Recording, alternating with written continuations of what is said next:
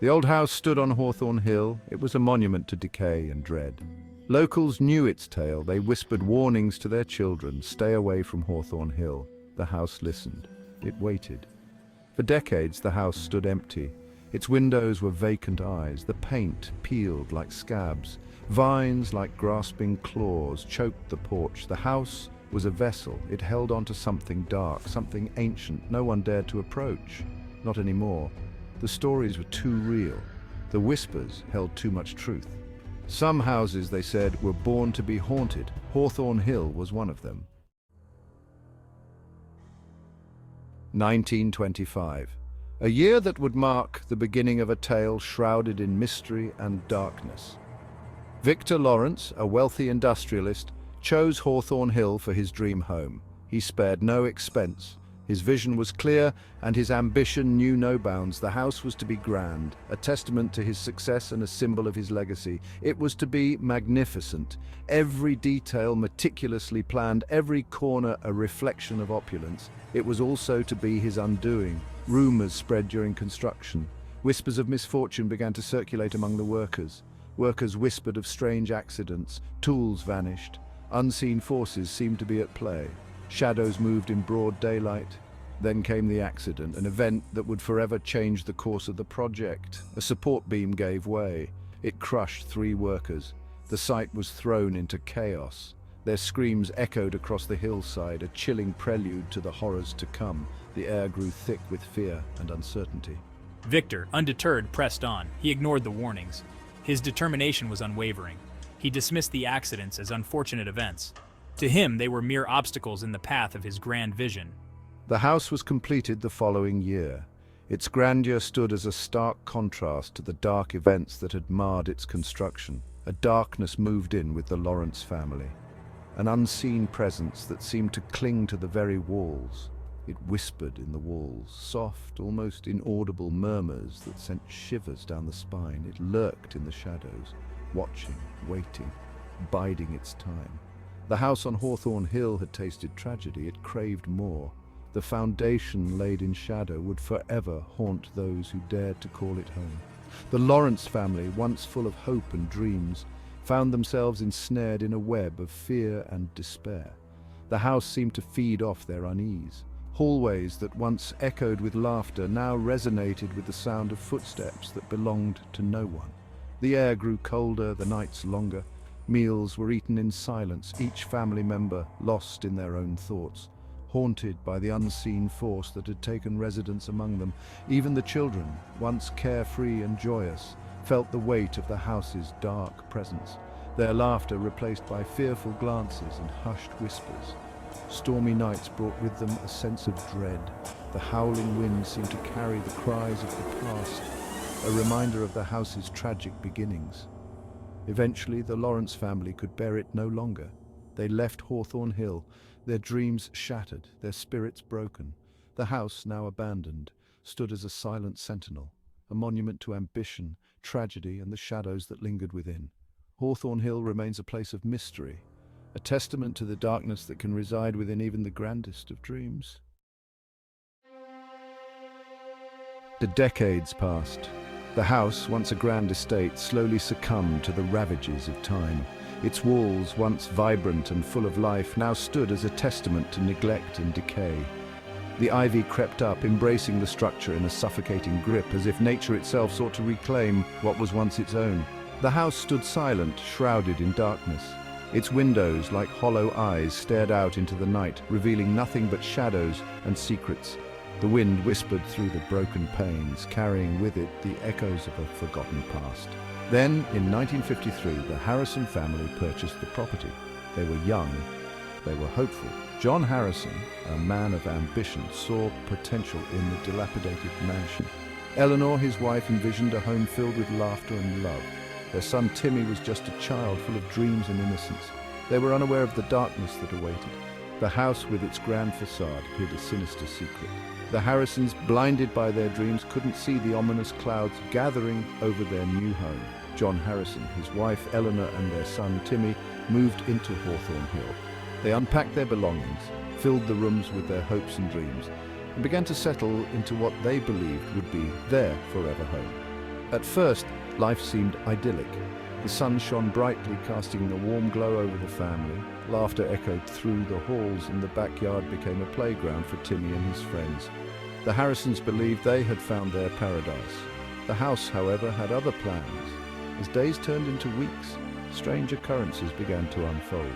The once welcoming halls now seemed to close in on them, and the rooms, once filled with light, grew darker and more foreboding. There were whispers at night, soft, almost imperceptible murmurs that seemed to come from the very walls themselves. The Harrisons tried to dismiss them as the creaks and groans of an old house, but the whispers persisted, growing louder and more insistent. Cold spots in warm rooms, no matter how high they turned up the heat, certain areas of the house remained icy cold. The chill seemed to seep into their bones, leaving them shivering and uneasy. Timmy claimed to see a girl in the garden, a girl with a pale face and sad eyes. She would appear at dusk, standing among the overgrown vegetation, watching him with an intensity that made his skin crawl. Swinging on a swing set that wasn't there. The swing would move back and forth as if pushed by an invisible hand, and Timmy would hear the faint sound of laughter, a haunting melody that echoed in his mind. Then Timmy vanished. One moment he was there, playing in the backyard, and the next, he was gone.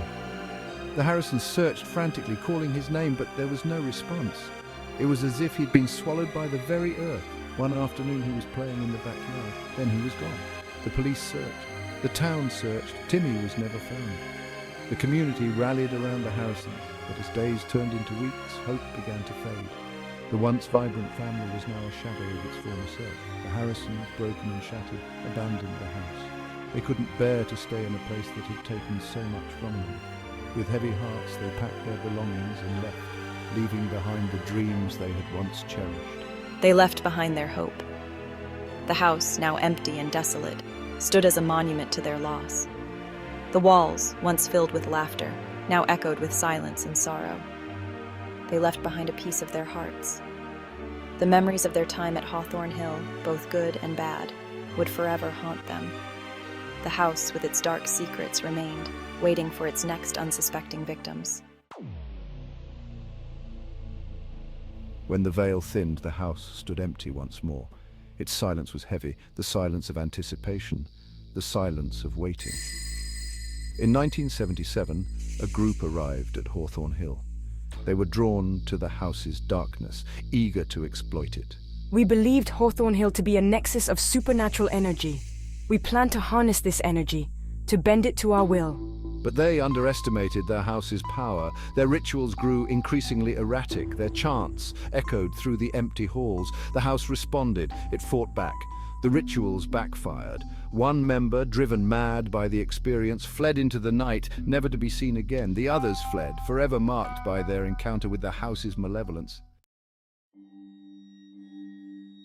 Years passed. The house on Hawthorn Hill stood as a silent witness to the passage of time. Seasons changed and the world moved on, but the house remained, a constant, eerie presence on the hill. The house on Hawthorn Hill remained a spectre on the hill, a testament to the darkness that lingered. Its windows, like hollow eyes, watched over the town of Brookhaven, holding secrets that no one dared to uncover. In 1998, the Garcia family, new to Brookhaven, purchased the house. They were a family full of hope and dreams, looking for a place to call home. They were drawn to its beauty, oblivious to its history.